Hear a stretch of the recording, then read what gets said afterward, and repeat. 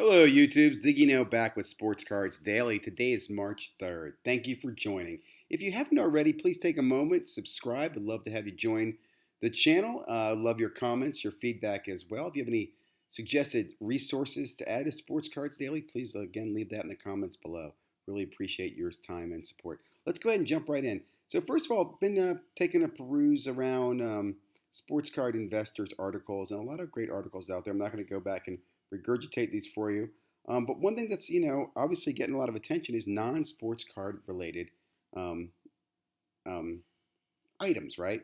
We have here some of the an article here on non-sports card speculation, some of the Marvel cards, a conversation here about cancel culture and the card market. Some references here to the Mandalorian, and then obviously I mentioned the other day on Top Shots NBA Top Shots, and just a lot going on, a lot of money flooding in. And I think some of that money is kind of pulling some money away from sports cards. And I think the question is, ask yourself 10, 15 years from now, where is that money going to be? Something that I keep thinking about, will sports cards still be there? Is it going to be blockchain? Is it going to be these other, collectible items or whatnot? But anyway, let me go ahead and take a next step and look at what has been going on, right? Since January, the StarStock Emerging NBA 30, which has probably been the strongest when you think about market, the basketball market was pretty strong, has since leveled off since January and been on kind of a slight decline, maybe even a deeper decline recently. I like the way StarStock has managed this. They have updated it and moved some players around, but they're focused really on rookie cards, and they focus in on those prism-based rookie cards. So I like this index as a really good insight into kind of what's going on in the modern sports card world. A lot of red there. Now, I don't think it takes in consideration, obviously it doesn't, the vintage market, which has been very, very strong, and some of the exclusive market items like the $4 million Luca that sold recently. I wanted to also pull up here Market Movers tool, which I, again, big fan of, use, not affiliated and not trying to sell to you.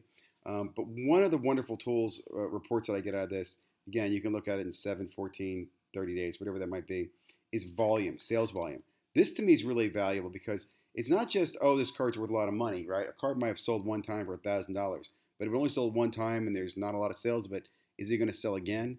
Volume is incredibly important. It also gives you an idea of what's important in the market. What are people buying? So right now it looks like Hoops Raw is very important, right? Wiserman, LaMelo Ball shows you kind of the values of those cards. Edwards. So again, it should be, and it's probably around a lot of the Hoops rookies. It also gives me the ability to kind of go and quickly figure out who are the important rookies? What rookies are getting attention, right? Which ones are going to cost me more money, right? If I were in a break, obviously I would maybe target some of those teams I want to. It also gives me the ability to maybe avoid some of these teams. Maybe if I like, let's say I'm a big Obi Toppin fan and I don't see him on my list and he's where I want to invest, maybe I go start spending some money on him. I will say just personally, I am a big fan, not a big fan of the Knicks, but I'm a big fan of what the New York Knicks have been doing. I think, a few years from now, will the Knicks make a run for a ring? I mean, could you imagine that? Could they put together a team? I'm not saying next year, but if we look 3 or 4 years out, is RJ Barrett, quickly, Toppin, are these guys, 3, 4 years from now, contenders?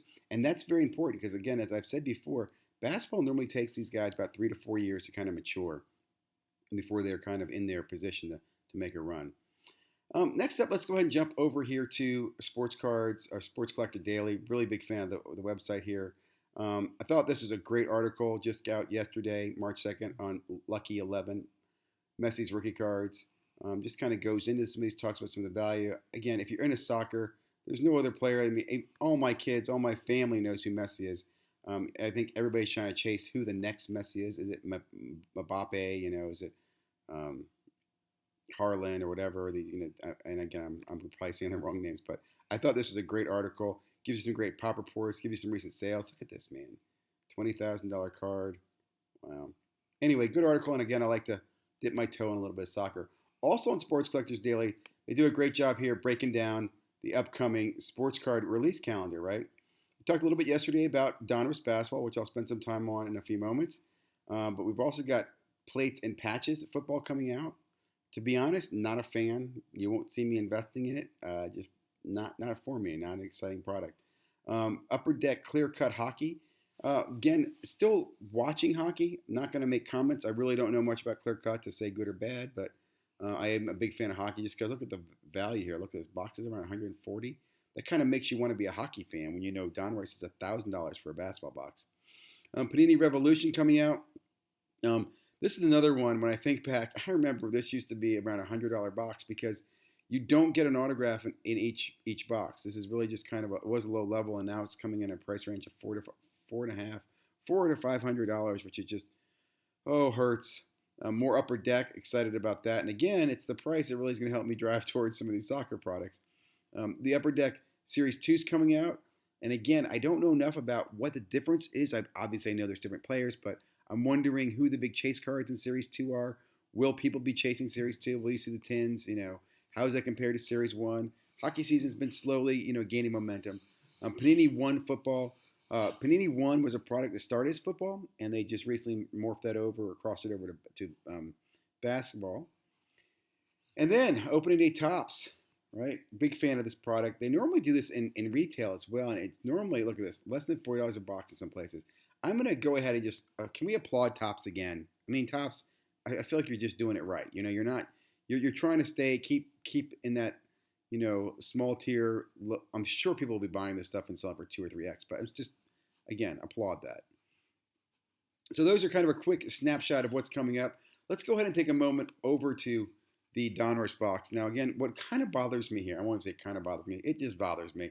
Look, Panini is going to be offering tomorrow, hey, only 12 hours away. You can get it direct from them for only $1,000. Isn't that really nice of them?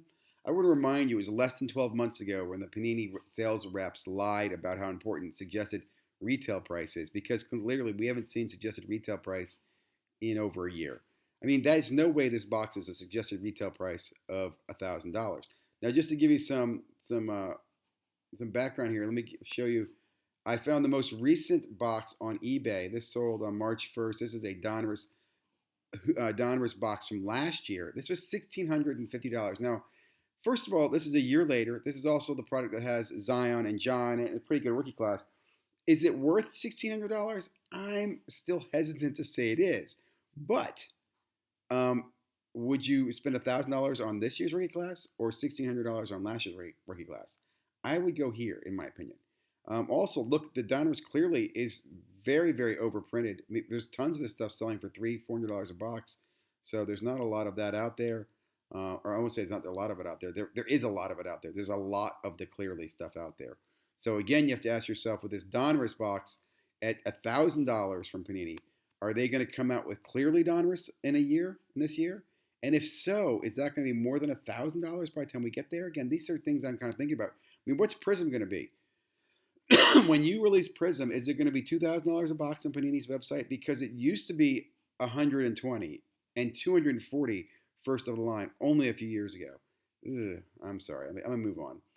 Just a quick snapshot of what you can expect in Donruss. I will probably not be going after this product because, again, it doesn't grade well. It typically does not hold its value long term. Now, holding value will be different this year, but I wanted to point out, look at some of these user ratings and reviews. I thought this was great. I think this is more people who I share my opinion. The cards, look at this. I don't know these borders. I don't like the border with that kind of white. Yeah, it just could be hard to grade, centering and stuff. Some cool cards, Crunch Time, Marvels. They've added Marvels again. They've added these choice cards. I did find it interesting on the checklist. I'm only seeing the hobby and the choice boxes.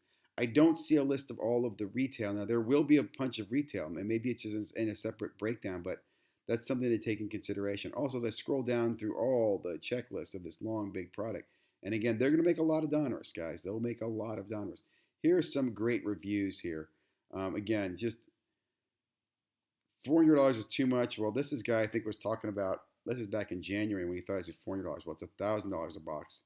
Again, a lot of the frustration here, I kind of support a lot of the low stars. It's just this product does not support $1,000 box. It doesn't.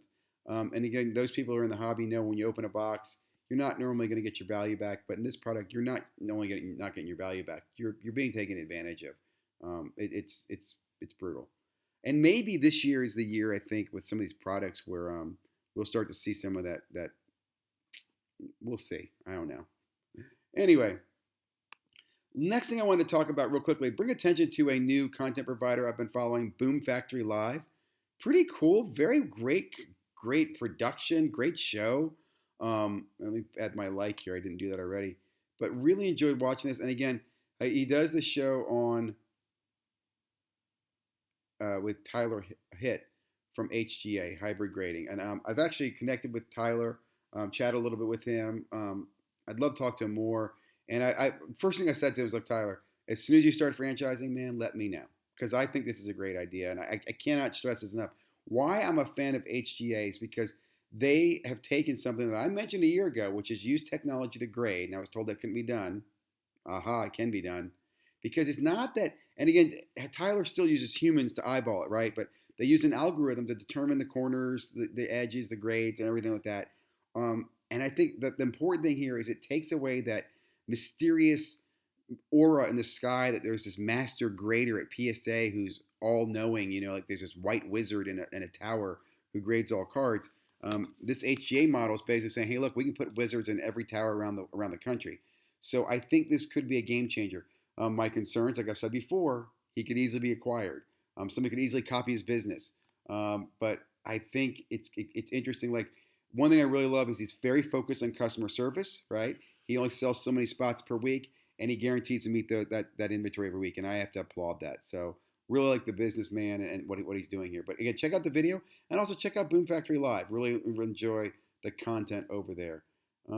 I think lastly, I'll just mention StarStock. I'm going to be working on a StarStock video. StarStock's definitely been behind. I mean, I've got several submissions. I've been waiting. I mean, remember those cards I transferred over from ComC? I did that over a month and a half ago. I spent a lot of money to transfer those. Those are still not processed over at StarStock. And again, I know the StarStock guys are busy. What I'm waiting for next right now is the PSA subs. They normally take PSA subs the first week of the month, so that should be this Friday. I haven't heard back from them if they're still taking PSA subs. And also, how much is PSA going to be now? PSA basically doubled all their prices, right? Roughly. So is it still $30 per card for a 20-day or 25-day sub, or did it just go up a ton? Just very, very interested to hear back from the team over at StarStock. Well, I really appreciate your time. Hope you guys are enjoying the Sports Cards Daily. A little bit different format, kind of free follow, and I want to keep some good content going out. And I am working on some bigger projects. A lot of great, exciting things. Really excited about March. Special shout out to some great friends out there. I want to thank Sports Card Investigator. I don't have his page up right now, but great friend Andy, who's been in constant conversations with me over the last few months, and just been a great friend. So have a great day, guys. If you haven't already, please subscribe, like, leave comments. Love your feedback, and stay healthy out there. Bye.